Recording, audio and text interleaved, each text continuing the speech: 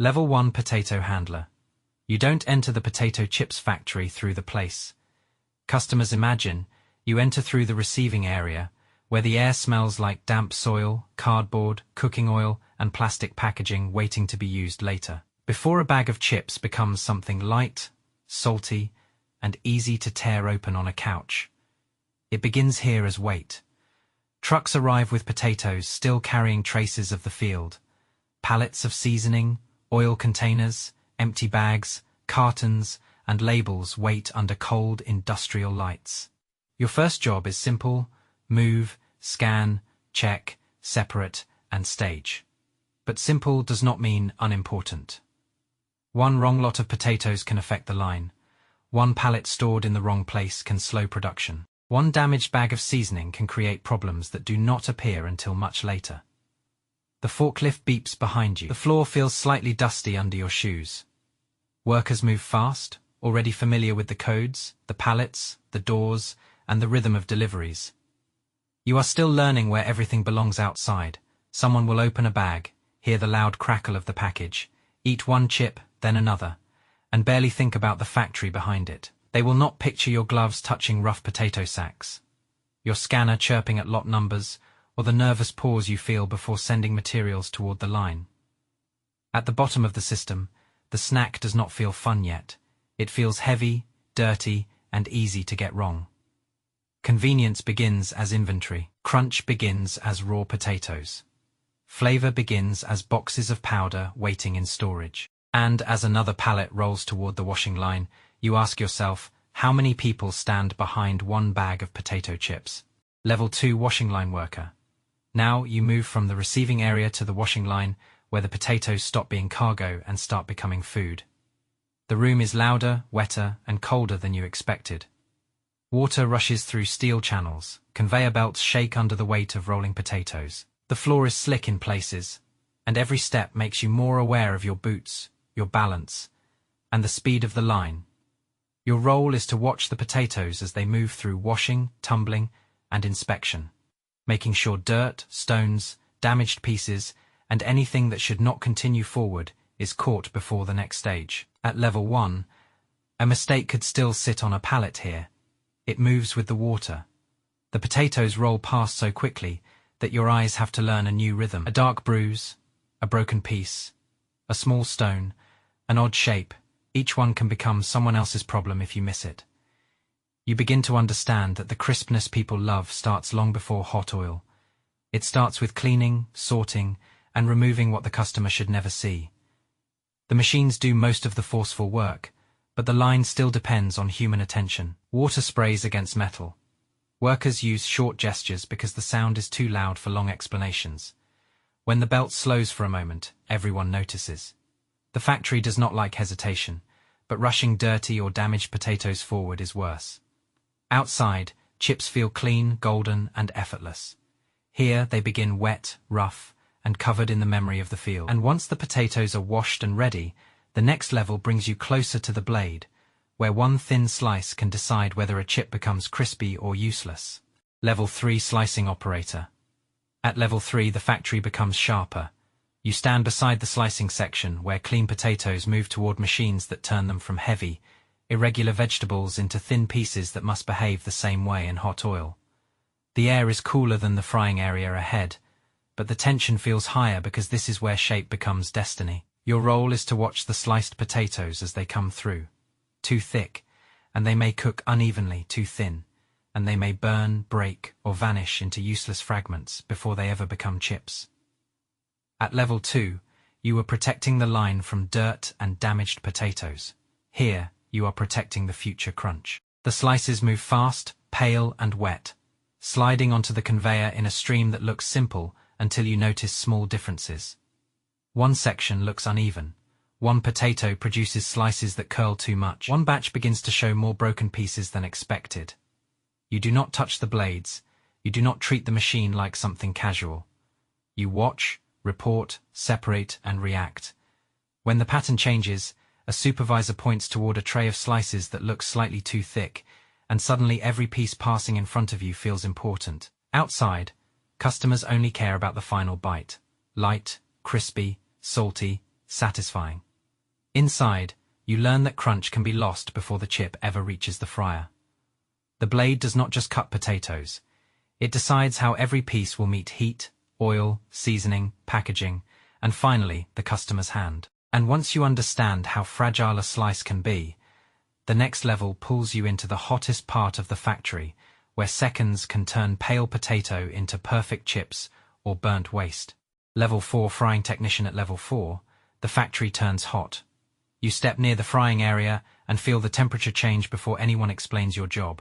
The air smells like oil, steam, salt, and cooked potato. Metal conveyors carry thin slices toward the fryer, and the pale pieces disappear into a controlled rush of heat where their color can change in seconds. Your role is to watch the flow, the timing, the color, the oil behavior, and the way slices move through the system without clumping, sticking, or cooking unevenly. At Level 3, the slice decided the future of the chip. Here, the fryer decides whether that future survives. Too long, and the chip becomes dark, bitter, and useless. Too short, and it leaves soft, heavy, and disappointing. If the line moves unevenly, one section may come out perfect, while another looks wrong. You listen to the sound of oil and machinery until it becomes part of your focus. The room is louder than you expected, hotter than you want, and faster than your nerves are ready for. When a group of slices begins to bunch together near the entrance, your body reacts before your thoughts finish. A technician steps in, the flow is corrected, and the line steadies again. Outside, a chip is just a small crunch between two fingers. Inside, that crunch is created under heat, pressure, and constant attention.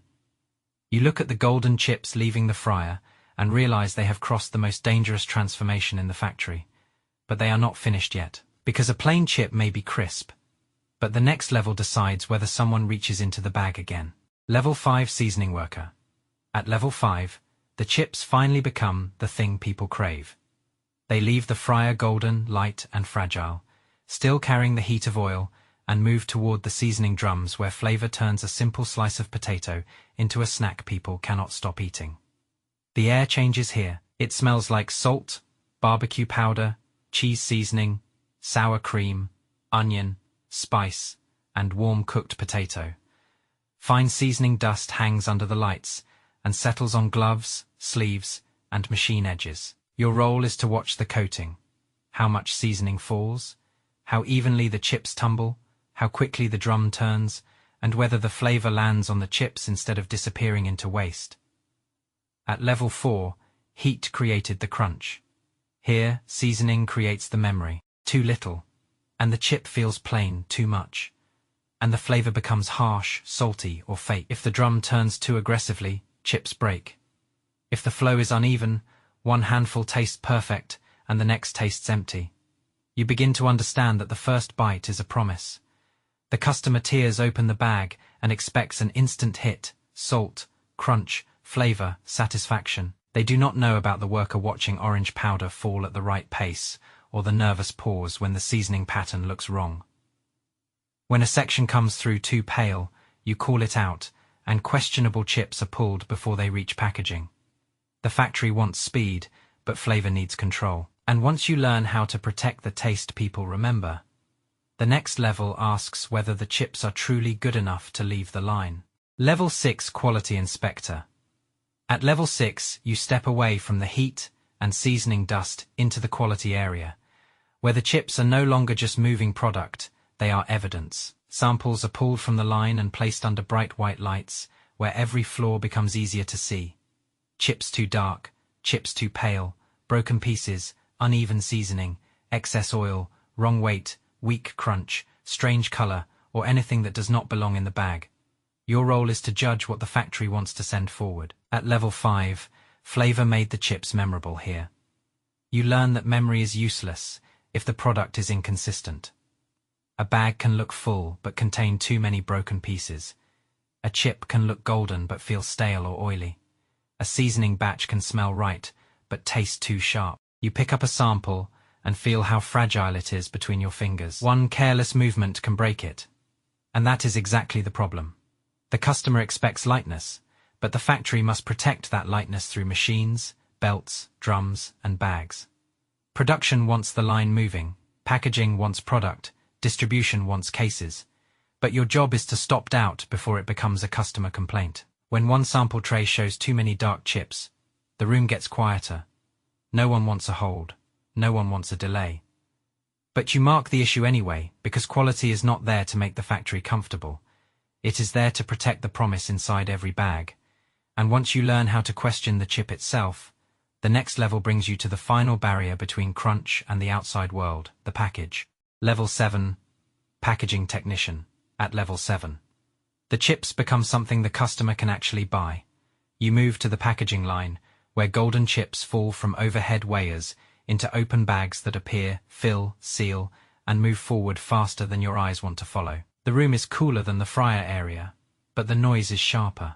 Plastic snapping, bags sliding, seal bars closing, cartons forming, alarms chirping when something falls out of rhythm. Your role is to watch weight, bag fill, seal strength, air protection, code printing, and carton flow. At level 6, quality judged the chip itself.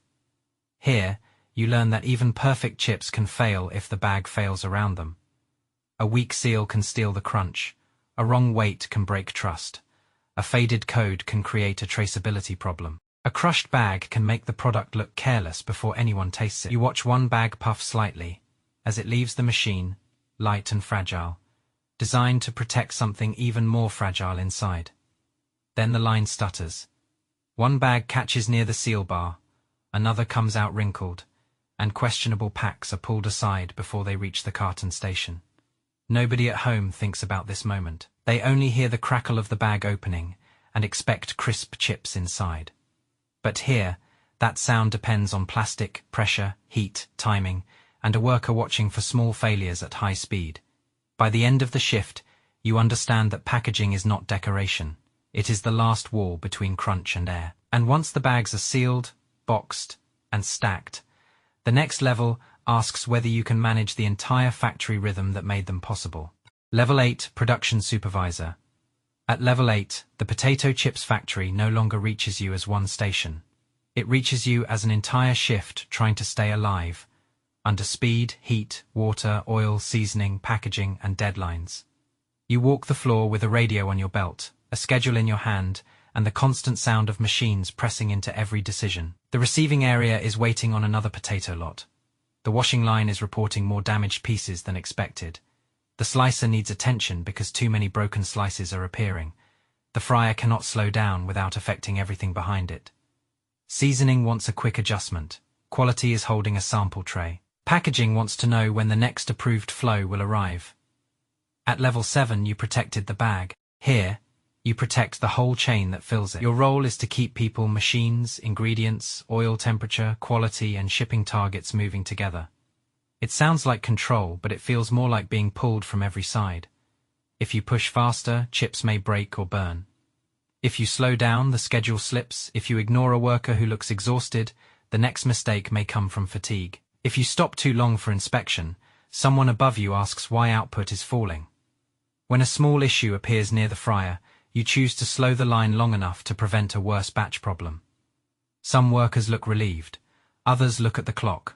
Nobody celebrates a decision that costs time, even when it protects the product. By the end of the shift, you realize supervision is not standing above the factory. It is standing in the narrow space between speed and damage. And once you learn to carry one shift, the next level pulls you beyond the line into the warehouse and distribution system that decides whether every sealed bag reaches the shelf intact.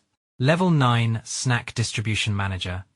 At level 9, the chips are no longer moving through oil, seasoning drums, or packaging machines. They are moving through space. You stand inside a finished goods warehouse, where sealed cartons are stacked high on pallets, each one filled with bags that look light, but are easy to crush, easy to mishandle, and expensive to replace when damage spreads through a shipment. The air smells like cardboard, plastic, and faint seasoning that somehow escapes the production floor and follows the product into storage. Forklifts move between aisles, trucks wait at the dock, screens show inventory levels, delivery windows, retail orders, route schedules, and which flavor needs to reach which region before shelves go empty. At level 8, you carried the factory shift. Here, You carry everything after the factory, where a perfect bag can still fail if it arrives crushed, late, or in the wrong place. Your role is to balance volume, timing, storage, transportation, and demand. Potato chips are strange to move because they are light but bulky, fragile but sold in huge quantities. A truck may be full before it is heavy. A pallet stacked badly can damage the bags below. One late delivery can leave a convenience store shelf empty during the exact weekend when people want snacks. One bad forecast can fill a warehouse with the wrong flavor while the popular one sells out somewhere else. You begin to understand that snack distribution is not just shipping, it is protecting appetite before it disappears. People do not plan deeply for chips. They see them, crave them, grab them, and move on. If the bag is not there in that moment, the brand loses the impulse. You look at a pallet of cartons ready for loading and remember every level behind it. Potatoes, water, blades, oil, seasoning, inspection, packaging, supervision. All that work now depends on warehouse handling, truck timing, shelf space, and the quiet accuracy of your decisions. And once you understand how hard it is to put the right bag in the right place, the final level asks what kind of craving the brand is really trying to sell. Level 10 Potato Chips Brand Owner. At level 10, the factory noise is gone, but the pressure has not disappeared. It has simply moved into a cleaner room. You sit at a polished table with sample bags of chips in front of you.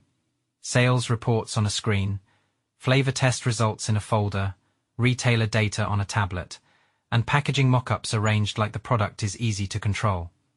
At level 9, you learned that a bag of chips has to reach the right shelf at the right moment. Here, you decide what that moment is supposed to feel like. Your role is to shape the brand, the flavor, the bag size, the price, the design, the shelf strategy, the promotions, the margins, and the promise people feel when they tear open the package. Around you, people speak in business language: more crunch, stronger flavor, lower cost, bigger bag, limited edition, better shelf visibility, higher repeat purchase. But behind every phrase, you now see the ladder you climbed. You remember the potato handler moving heavy, dirty, raw potatoes. Before the snack looked fun, you remember the washing line worker standing in water and noise, protecting the line from what should never reach the fryer. You remember the slicing operator watching thin pieces that could become crisp or useless. You remember the frying technician standing near heat, where seconds changed everything. You remember the seasoning worker protecting the first addictive hit of flavor. You remember the quality inspector holding back products nobody wanted to delay. You remember the packaging technician protecting crunch from air. You remember the production supervisor carrying the pressure of the whole shift. You remember the distribution manager trying to get fragile bags to shelves before the craving disappeared. Now, every one of those levels reaches your desk. If you reduce seasoning to protect margin, customers may notice. If you make the bag bigger but fill it carelessly, trust suffers. If you chase a new flavor too quickly, production may struggle to repeat it. If you promise fun while hiding the pressure behind it, the product becomes easier to sell than to respect. The bag in front of you looks light, colorful, and simple. That is what makes it powerful. It hides soil, water, blades, oil, heat, seasoning dust, fragile packaging, truck routes, shelf competition, and human labor inside something people can finish without thinking. You began at the bottom, where chips were just potatoes, pallets, and dirt. You end at the top, where chips become strategy, appetite, and habit. The product is never just a snack. It is labor, speed, timing, risk, and craving compressed into a bag. So when the next meeting asks whether the chips should be cheaper, louder, saltier, bigger, or easier to sell, the real question is not only what makes people reach for the bag, the real question is who carries the pressure that makes that bag feel effortless. If you want to see another hidden system from the bottom to the top, comment which factory or global brand we should enter next.